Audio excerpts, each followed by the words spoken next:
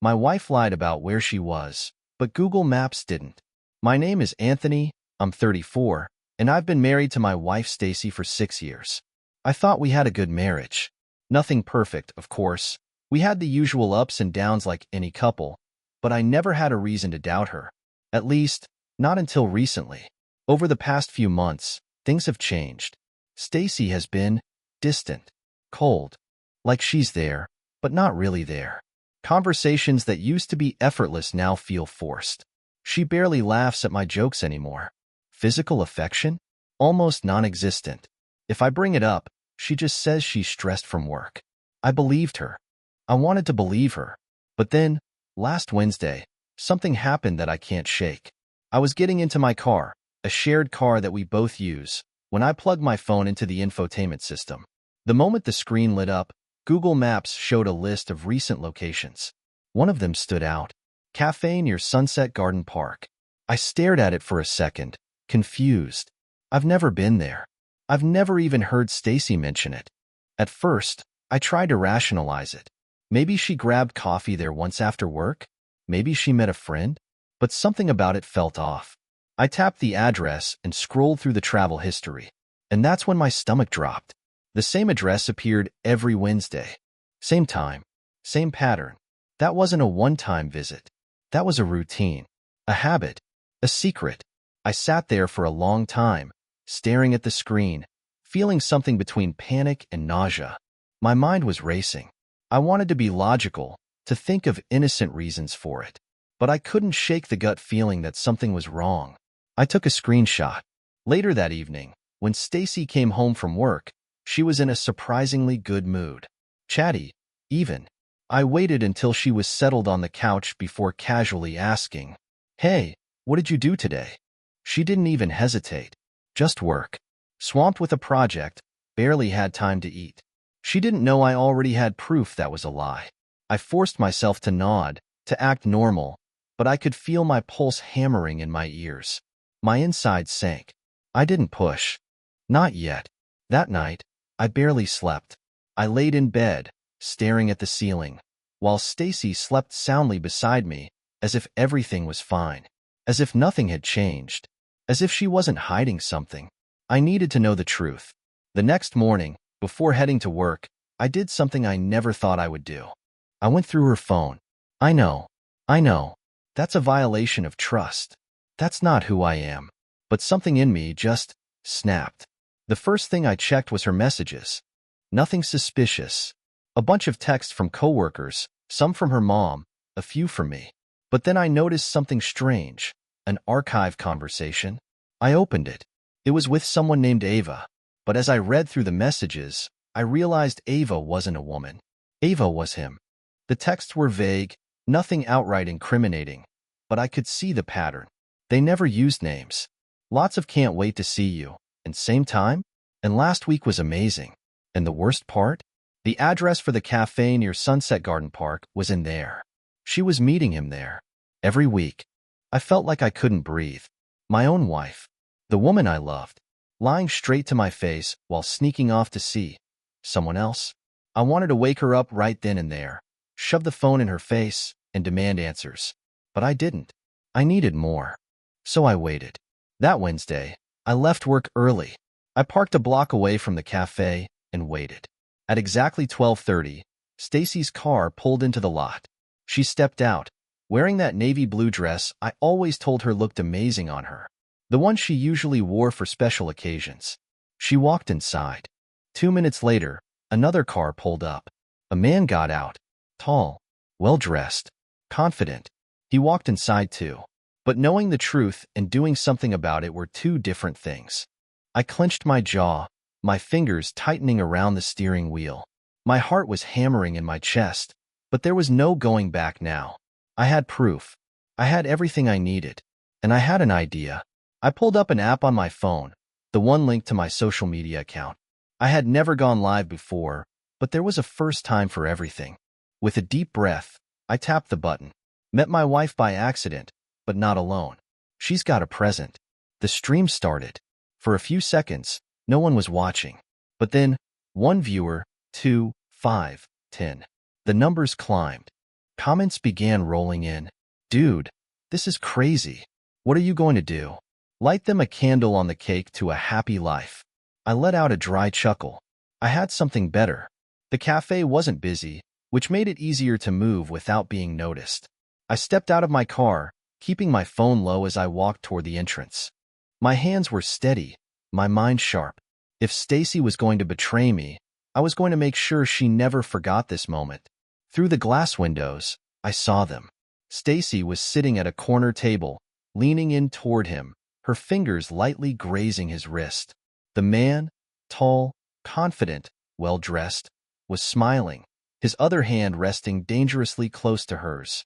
Then, right in front of me, she reached up and kissed him. I felt something inside me snap, but I didn't barge in. No, that would be too easy. Instead, I walked in calmly, choosing a table at the far end of the cafe, out of their line of sight. The waiter came over, giving me a polite nod. "Can we order a cake for that couple?" I asked, keeping my voice neutral. "Right on it. From a loving husband." The waiter hesitated for a moment, his eyebrows rising in surprise. "Of course, sir," he said after a beat, before walking toward the kitchen. I took a deep breath and checked my live feed. More people had joined now, over 100. The comments were pouring in. "Oh my, he's really doing it. Please tell me you're going to film their reaction. This is better than reality TV." I adjusted the angle of my phone, making sure to keep Stacy and her lover in the frame. The anticipation was building. The cake arrived 10 minutes later. It was a simple chocolate cake, decorated with elegant white frosting. But the real beauty was in the words, written in bright red icing. "From a loving husband." I watched as the waiter carefully carried it over to their table. Stacy was mid-laugh, her hand resting lightly on her lover's arm, when the cake was placed in front of them. For a second, neither of them moved. Then the waiter pointed at me. Stacy's face drained of color. Her lover froze, his fork hanging mid-air with a piece of cake still on it. The entire cafe seemed to hold its breath, and all of this was still being broadcast live. I leaned back in my chair, keeping my expression unreadable. Stacy's eyes darted toward me, wide with panic. She opened her mouth as if to say something, but no words came out. She just sat there, blinking, her breathing uneven. Her lover was the first to react. He pulled out his wallet so fast it nearly slipped from his hands. He tossed some cash onto the table, not even bothering to count it, and shot to his feet. That was when I noticed other patrons pulling out their phones. They were recording. The man hesitated, his face tightening. He must have realized that running would make him look even guiltier. But pride wasn't enough to keep him seated. He turned and hurried toward the exit, his steps quick and uneven. The comments on my feed were ruthless. "Actor of the year. Watch him run away. Please, someone make memes out of this." I couldn't help but smirk. Then, finally, I turned the camera to face me. "Emily, darling, maybe you could explain how you like the cake?" She still wasn't moving. Her hands were gripping the table so tightly her knuckles were white. For a second, I thought she might burst into tears. Instead, she did the only thing she could do. She ran. I watched as she scrambled out of her chair, nearly knocking it over, and rushed after her lover. The cafe was silent for a beat. Then whispers started. The sound of hushed voices, the occasional chuckle. The waiter came back to my table, looking somewhere between amused and impressed. "Would you like to take the cake home, sir?" he asked. I exhaled sharply and shook my head. "No thanks," I said, standing up. "I think I've lost my appetite." I ended the live feed.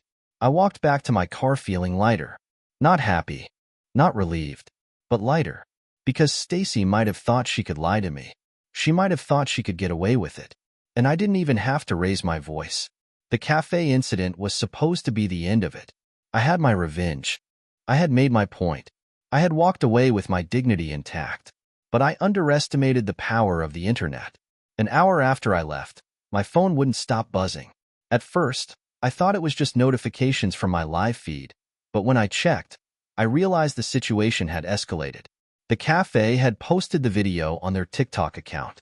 Millions of views. Hundreds of thousands of comments. Stacy had gone viral. At first, I didn't care. I wasn't planning to check the comments. I just wanted to be done with it. But curiosity got the better of me. I scrolled through them, watching as people picked apart every second of the video. The moment her lover froze with the cake. The way Stacy's face drained of color. The awkward scramble to escape. And then the real chaos started. Her coworkers had found the video. So that's why you were always late on Wednesdays. Now I understand why you were always in such a good mood midweek. One of them even tagged their company's official account. That's when I knew things were about to get worse. For her, at least. Meanwhile, the man she had been cheating with, her so-called lover, was in just as much trouble. Turns out, he was married. His wife saw the video, and she was not going to forgive. Within hours, her social media accounts were flooded with people tagging her, asking if she had seen it. And when she did, she made it very clear what was going to happen next. First, she kicked him out of their home. Then, she filed for divorce. The next morning, his employer, some high-end firm where reputation meant everything, announced his termination. Reputational damage, they called it. A fancy way of saying we don't want cheaters working here. And then, not long after, Stacy's own boss followed suit. She didn't even get the chance to quit. Her manager, who had also seen the video, called her into a meeting and handed her a termination letter. Same excuse, reputational damage, workplace ethics, unprofessional conduct. She was done. The fallout didn't stop there. Her family found out. Her mother called me first. I didn't pick up, but she left a voicemail, her voice shaking as she apologized for what her daughter had done. She said she had raised Stacy better, that she was ashamed, that she didn't know if she could even look her in the eye. Her father was even more direct. He sent a single text. She is no daughter of mine. Her younger brother, who had always been a bit of a prankster, took a different approach. He sent me a meme, a picture of Stacy's frozen face from the video. Caption: when you realize your meal comes with a side of karma. I almost laughed. She had lost everything. Her job, her reputation, her family, and she had no one to blame but herself. By the end of the week, she had become a full-blown internet meme. Screenshots from the video were everywhere.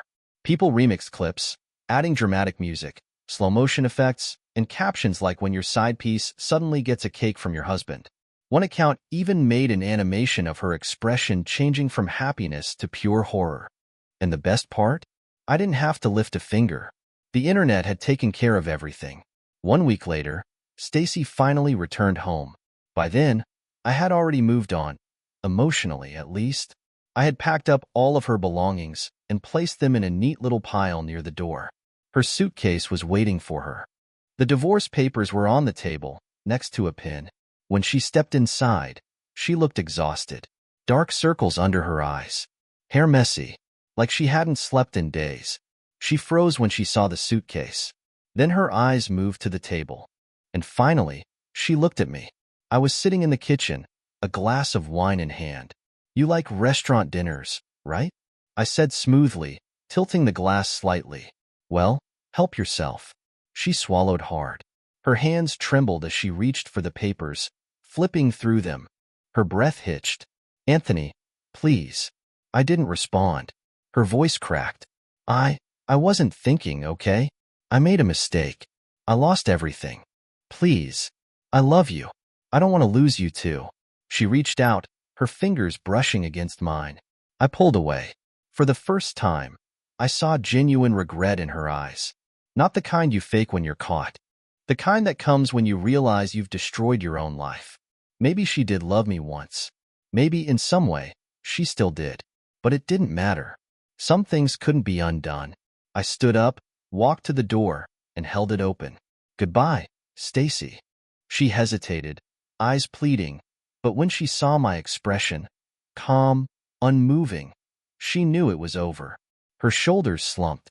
She grabbed the suitcase. And then, without another word, she walked out. I closed the door behind her, and I didn't look back.